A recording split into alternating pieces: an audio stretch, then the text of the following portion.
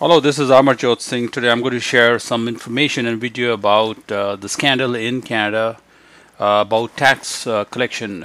Some people are calling, many companies, not only one, from India actually, calling to Canadians in Canada using a spoof number showing that they are calling from Canada, but the actually calls are coming from India. They are telling them that they need to pay the money to the Canada Revenue Agency because of the tax owed to them, and making a lot of money, millions of dollars in some cases. And we'll see a report.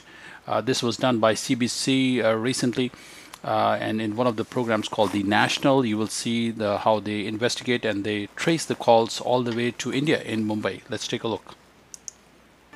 There's a good chance you've received one of those scam phone calls that sound official but are in fact frauds. Their only purpose? To steal your money. This message is intended to inform you regarding an enforcement action executed by the Canadian Revenue Agency intending your serious attention towards this matter. Revenue Agency, and intending your serious attention isn't proper English. Ignoring this will be an intentional second attempt to avoid initial appearance before a magistrate judge, for a grand jury, for a federal criminal offense.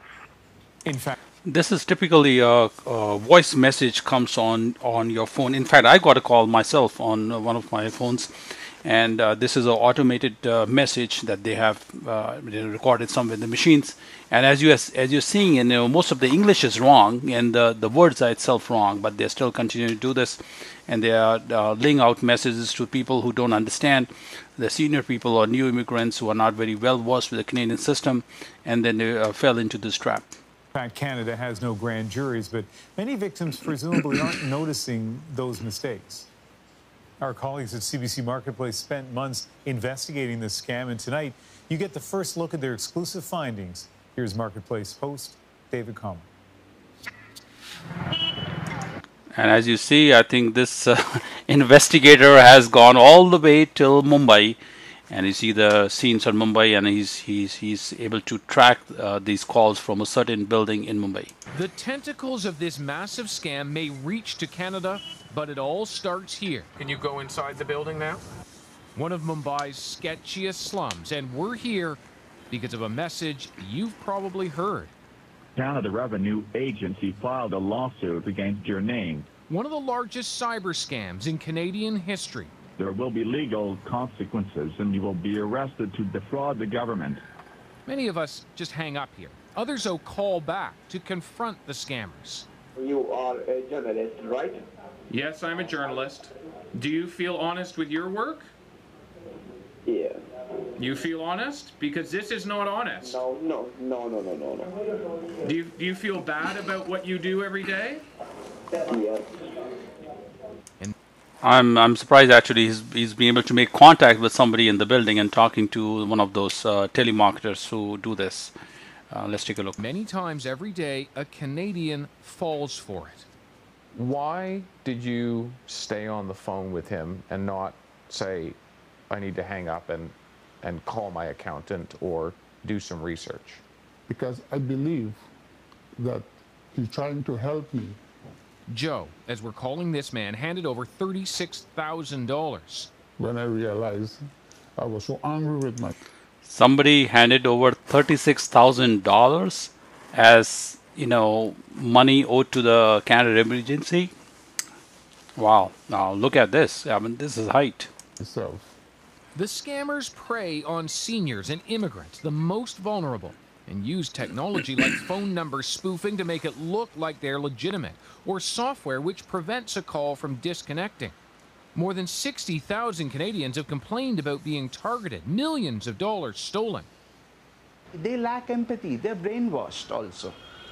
They are nothing but they are financial terrorists.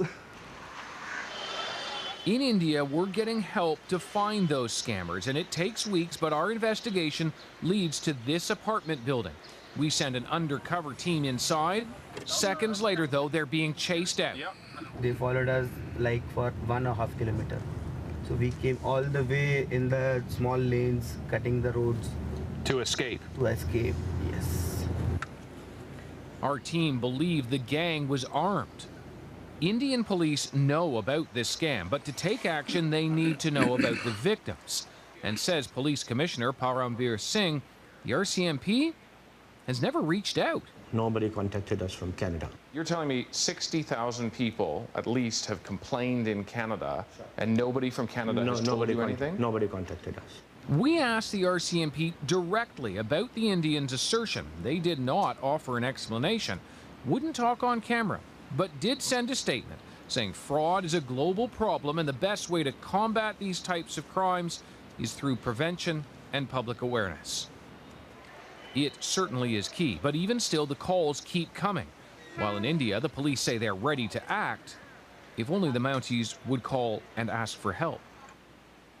And David Common joins us now in the studio. You mentioned spoofing. Why don't you explain what that is? So that, you look at your call display at home, they can make their phone number on your call display, first of all, look like it's coming from a Canadian number, and in some cases, they can actually make it look like it's coming from a legitimate Canada Revenue Agency phone number.